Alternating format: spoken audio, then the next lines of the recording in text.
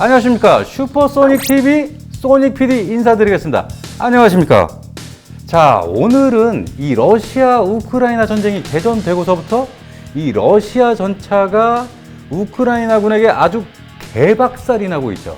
그리고 제가 볼 때는 이 러시아가 이 기계화 전술 교리가 아예 없는 것 같은데요.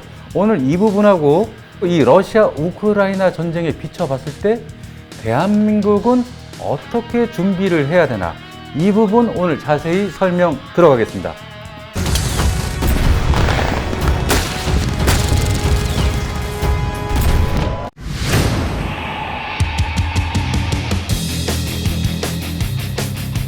제가 볼 때 이 러시아 전차가 개전 초기부터 지금까지 계속 개박살이 나고 있죠. 이런 걸 봤을 때 이 전술 교리라는 게 전혀 없이 단순 이동만을 하다가 당하게 된 거라는 얘기인데, 이 만약 정상적인 교리를 적용한다면 사전에 공격 헬기가 공중에서 먼저 나가서 앞서 나가야만 하고, 두 번째로는 장갑차, 이 기계화 보병 장갑차가 먼저 선두로 주변 대전차 무기들의 허망이 있는지 없는지 수색 정찰을 통해서 살펴봐야만 하는데, 문제는 이 장갑차에서 수색 정찰을 할 이 보병들이 없다라는 겁니다. 왜 없냐? 지금 난리가 났어요. 오늘 들어온 소식으로 보니까 러시아 군의 사망자만 7,000명입니다. 거기다가 장비들 다 버리고 도망가, 탈영해. 그리고 더 이상 전쟁을 하기가 싫어서 우크라이나 군의 총알을 찾아가지고 그걸 자신의 총에 껴서 다리에 자해를 한다는 겁니다. 이거 얼마나 심각한 일입니까? 그러다 보니 숨어있던 우크라이나 군의 제블린이나 엔로우 같은 대전차 화기에 일방적으로 당할 수밖에 없다라는 거죠. 근데 보통 일반적으로 이 전차들이 측면 장갑이 약하지 않습니까? 정면 장갑을 두껍게 하고, 아니면 증가 장갑이라는 게 보통 정면을 위주로 하기 때문에 이번에 제블린 미사일을 쏘는 게 탑 어택, 공중에서 머리를, 그러니까 탱크 뚜껑을 딴다고 하죠. 상부 장갑하고 이 측면 장갑은 정면 장갑보다 상대적으로 약합니다. 딱 아킬레스건 같다고 말할 수 있는데, 일단은 이 러시아 측 공격 헬기 전력에 뭔가 문제가 있다는 것 같다는 얘기입니다. 물론 전쟁 초기 혹함이 우크라이나군의 견착식 대공 미사일에 맞아서 불시착을 하는 건 우리가 이라크 전 때 아파치가 비슷하게 불시착한 그때가 좀 연상되긴 합니다. 하지만 그 외에 러시아 공격 헬기 세력들이 안 보인다는 거, 그리고 전에 개전 이틀 후에 왔었던 거는 기동 헬기, 그러니까 로켓포를 장착한 Mi-8 계열, 그래서 기동 헬기는 잔뜩 날아다녔는데 그 아주 그냥 자기들이 가장 믿는다는 Mi-28 하보크하고 Ka-50이나 51 공격 헬기 계통이 전혀 보이질 않더라고요. 그러다 보니까 러시아가 실제 가동할 수 있는 헬기가 지금 상대적으로 너무 빈약하질 않나 의문이 든다는 겁니다. 그래서 결론적으로 사람들이 얘기할 때 역시 전쟁을 많이 해본 미군의 교리라든지 장비, 후속 군수 지원이라든지 보급을 따라올 수가 없다.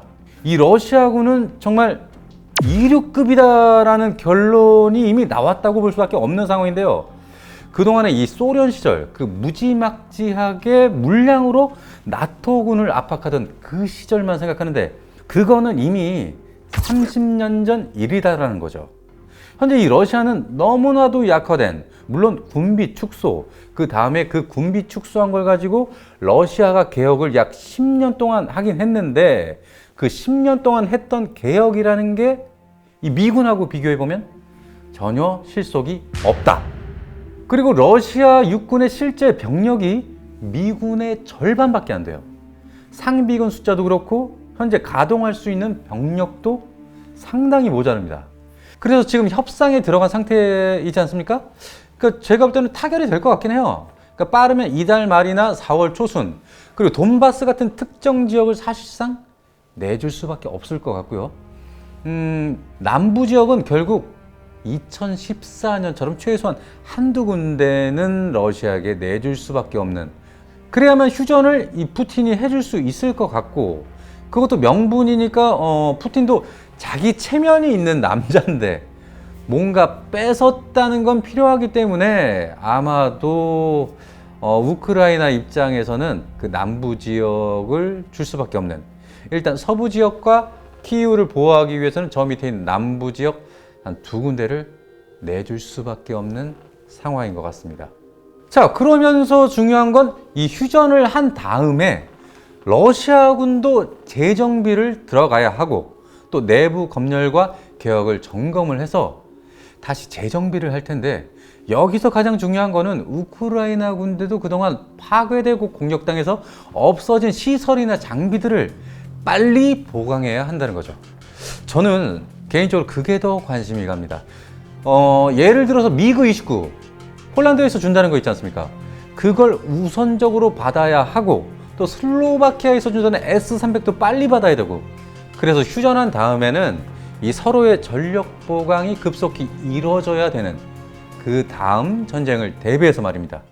그러니까 지금 현재 상황들은 어찌 보면 우크라이나 입장에서는 천만다행이지 않을까 저는 생각이 듭니다. 뭐 서방 측 입장도 다행인 것 같고요. 뭐 그걸로 인해서 지금 중국 시진핑이 올 가을에 대만을 치기로 했던 거는 이건 안 되겠구나, 아마 이렇게 생각하지 않을까 그런 생각이 들어요. 뭐 어떤 자기네 속셈들도 분명히 지금 폭로가 됐고, 일단 다행히도 올해 동북아에서의 전쟁은 좀 지나가지 않을까 생각이 듭니다. 물론 다시 또 예측할 수 있는 거는 2025년인데요. 그때는 중국과 대만이 제대로 붙을 것 같다. 이게 지금 전 세계적으로 하던데요. 그런데 이 대만군 역시 올 연말부터 미국한테 M1A2T 그 에이브람스 전차 105대가 들어옵니다. 그러니까 대만도 당연히 전력 강화가 되고, 더군다나 슬램이글 같은 순항미사일, 그리고 공대함, 공대지, 순항미사일도 그때부터 받고, 그러니까 그 다음에 F-16V 66대가 신규 발주한 게 올 연말부터 들어오기 때문에 결국에는 중국과 대만도 전략 보강이 된 상태에서 2025년도에는 제대로 붙을 거라는 거죠. 그동안 대만, 그러니까 동북아의 대만 다음에 차례가 바로 우리 대한민국입니다. 한반도 문제가 그냥 지나갈 것 같진 않을 것 같습니다만, 지금 북한이 ICBM 무장 정찰 위성이라고 쏘고 있긴 한데, 엊그제도 로켓이 불량이라 실패를 했습니다. 그렇다고 안 할 건 아니죠. 또 분명히 쏠 거라고 예측을 다들 하고 있습니다. 그랬을 경우 2017년까지 했던 B-1B, B-52 그 폭격기 훈련을 앞으로 한반도에서 훈련을 한다든지, 그 다음 4월 달에 예정되어 있던 독수리 훈련은 예전처럼 다시 환원해서 한다든지, 그러면 한반도가 다시 5년 전으로 돌아가는 거죠. 그럼 긴장이 다시 상당히 높아지는 파고와, 그래서 우크라이나 전쟁을 시작으로 그 여파가 대만, 이 대만을 통해서 우리 한반도까지 오는 겁니다. 여러분, 러시아 우크라이나 전쟁에서 올라오는 영상들 중에서 우크라이나 도심을 보면은 말이죠, 그런 건물들이 우리 서울의 도심과 똑같습니다. 그런데 이런 건물이 로켓탄이니 순항미사일 그리고 다탄두 공습에 아주 다 파괴되잖아요.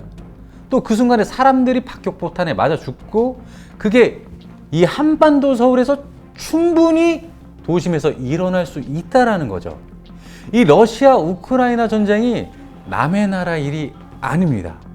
이게 분명히 공포영화나 바이러스처럼 대만을 거쳐서 한반도로 충분히 올 수 있다는 겁니다. 솔직히 저는 그게 더 걱정이 됩니다. 여러분, 절대로 우리 안보에 대해서 안일하게 생각하면 안 된다는 겁니다. 우리는 그동안 아프간이나 이라크 전쟁만 봐서 에이, 저건 뭐 우리하고 상관없는 지역에서 아주 흔히 일어나는 뭐 전통적인 전쟁이다, 뭐 하다못해 시리아 내전도 그렇고, 그런데 우크라이나 키우 같은 데는 이 포탄 몇 발의 가스, 전기, 물도 끊어지고, 그러니까 말 그대로 먹고 자는 거, 화장실 가서 응아하고 물 내리는 것까지도 평상시 같이 할 수가 없다는 말입니다. 그러니까 이 개판이 되는 거죠. 전쟁이 일어나면은 아주 6.25 때로 다시 돌아가게 되는 겁니다. 우리의 환경, 목숨, 생활. 그래서 우리는 그 부분을 더 깊이 들여다봐야 한다는 겁니다. 그렇게 봤을 때 이 러시아, 우크라이나는 휴전에 들어가고 우리 문제로 돌아봤을 때 우리 예비군 전력은 그럼 어떻게 할 거냐? 그 예비군 4대 육군 무기로 잡아놓은 게 지금 전차는 M48A5로 잡아놨고 그 다음 견인포는 KH-179로 해놨는데 아실 분은 다 아시죠? 이게 다 지금 시대하고 전혀 맞질 않는다는 겁니다. 근데 지금 우크라이나 전쟁을 보면은 최신형은 아니지만 T-72가 주력인데 아니 그거조차도 그냥 나가 떨어지지 않습니까? 그리고 웬만한 장갑차가 그 기계화 보병 전투차 우크라이나의 기계화 보병 전투차의 리모트 컨트롤 레이퍼 시스템으로 맞춰서 30mm 기관포를 쏴서 아주 개잡듯이 박살을 내는 장면도 여러분 많은 영상으로 보셨을 겁니다. 그럼 우리 한국군 예비군 무기가 현역의 무기는 지금 새로운 무기가 들어오고 있지만 예비군 무기는 지금 베트남전 무기 같은 옛날 무기를 주면 되냐 이 말이죠. 소총도 지금 M16이 예비군 주력인데 물론 우크라이나군은 AK-47이 흔하게 보이긴 합니다. 뭐 총기는 그렇다 치더라도 우리 전차는 완전히 못 쓸 전차고 그 다음 견인포. 아니 언제 견인포를 사람이 뭐 10명씩 끌고 다니면서 쏠 거냐고요. 예? 그 다음에는 대전차 무기. 휴대용 대전차 무기가 우리 예비군 주력은 90mm 무반동 총이라는 거. 이게 지금 맞습니까? 이거 쏘다가 거꾸로 다 몰살될 수가 있어요. 근데 지금 우크라이나군은 제블린 같은 파이어 앤 포겟이라서 쏘고서 달아나면 되거든요. 그러니까 지금 무기 세대 차이가 너무나 큰 겁니다. 그러니까 어서 우리 예비군 무기를 개선하는 게 지금 급선무가 아닐까 생각이 듭니다. 이 다행히도 이 공군 전력은 우리가 준비는 진짜 잘해줬어요.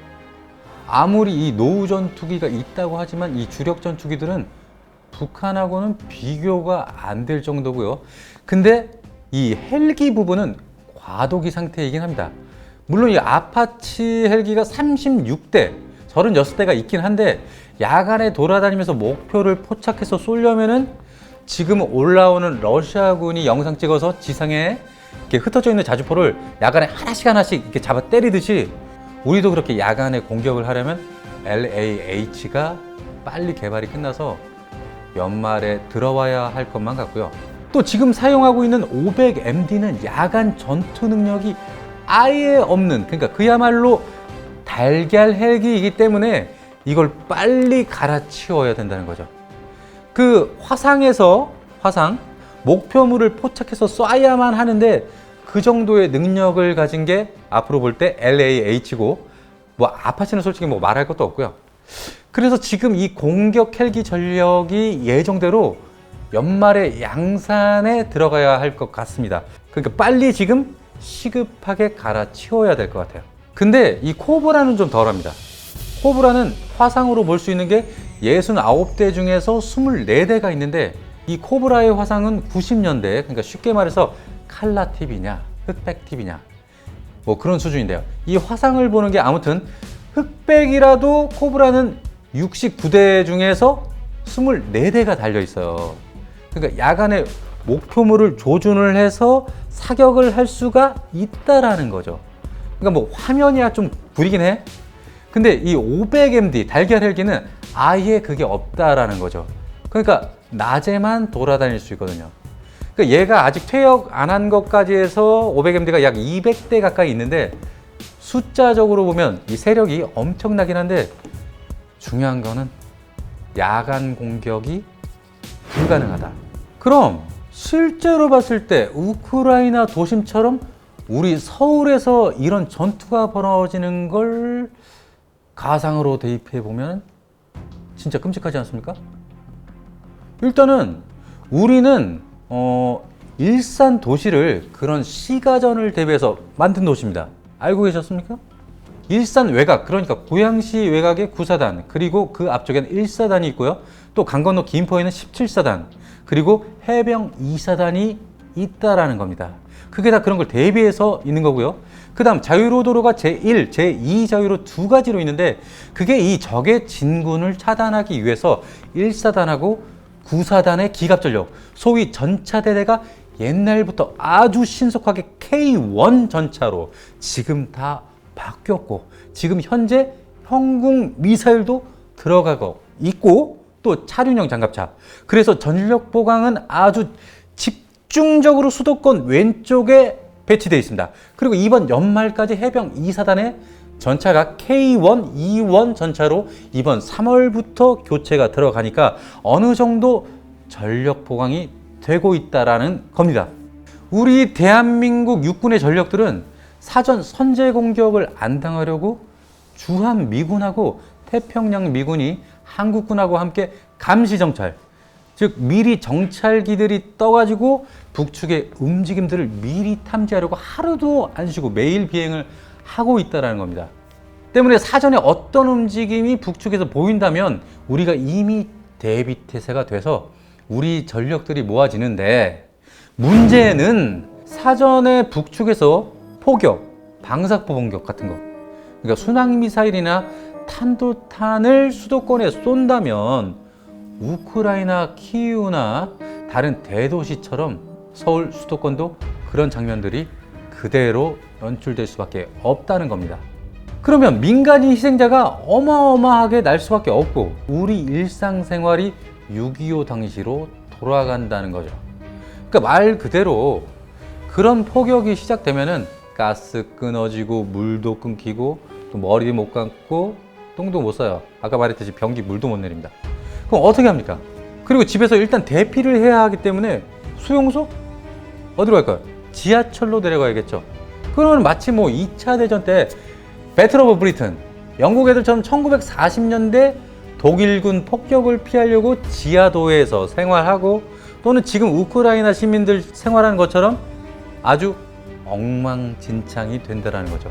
그러니까 러시아 우크라이나 전쟁이 절대 남의 나라 얘기가 아니라는 겁니다. 그래서 현재 진행하고 있던 방산업체를 통해서 무기 획득, 이 사업은 잘 진행되고 있다고 합니다. 그러니까 뭐 별로 그렇게 큰 문제는 없는 것 같고요. 뭐 일단 해군 함정 만들고 공군의 노후 전투기를 추가로 대체하는 것도 그렇고, 뭐 일단 하이급은 F-35A 20대, 그리고 로우급은 FA 50, 20대 또는 아니면 40대, 그래서 60대 정도로 이 하이와 로우 이렇게 합쳐서 전력을 확보하려는 거고요. 아무튼 대한민국에서 미국이나 유럽에서 들어올 무기는 지금 새로 바뀔 정권과는 관계없이 잘 들어오고 있고 교체가 되고 있습니다. 문제는 바로 시간이라는 거죠. 만약 이 김정은이 영향을 받아서 뭐 똘끼 좀 돌아가지고 일단 뭐 핵무기를 가지고 있지 않습니까? 이 핵무기를 담보로 우리 수도권을 건드려 보고 싶은 욕망은 반드시 있을 거란 말이죠. 그랬을 때 결국 우리의 담보는 한미연합훈련이 재개되어야만 함부로 북한이 못 덤빈다는 겁니다. 아니 이게 뭐 전통적 우파 얘기가 아니라 미국이라는 나라가 있어야 북이 도발을 못 한다는 거. 물론 뭐 ICBM이나 핵탄두를 완성도를 높이기 위해서 다탄두나 극초음속을 개발은 북측이 하겠죠. 그래도 일단은 전쟁을 방지해야 하기 때문에 한미연합훈련 같은 거는 어느 정도 수준에 맞춰서 대규모로 하기엔 이것도 뭐 문제는 있을 것 같고요. 적정 규모로 해서 계속 견제를 해야 한다는 겁니다. 사실 미군이 있다라는 거는 북이 함부로 덤비지 못하는 거죠. 순간적으로 북측이 덤벼들었다가는 우리도 순간적으로 휴전선으로 올라가기 때문에 쟤들도 생각보다 이 기계화 전력이 사실 정비가 잘 되어 있는 건 아닙니다. 그래서 새로운 정권에서는 그런 견제를 위해서 한미연합 훈련을 꼭 해야 되지 않을까. 저는 이 부분이 우선 중요한 과제가 아닐까 생각합니다. 물론 개인적인 생각입니다. 다른 생각들, 의견 있으시면 댓글에 친절하게 화내지 마시고 댓글 좀 써주시기 바랍니다. 아무튼 여기까지 슈퍼소닉 PD의 밀리터리 인사이드였습니다. 시청해주신 여러분 감사합니다.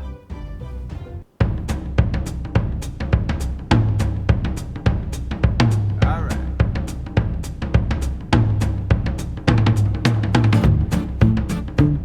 right.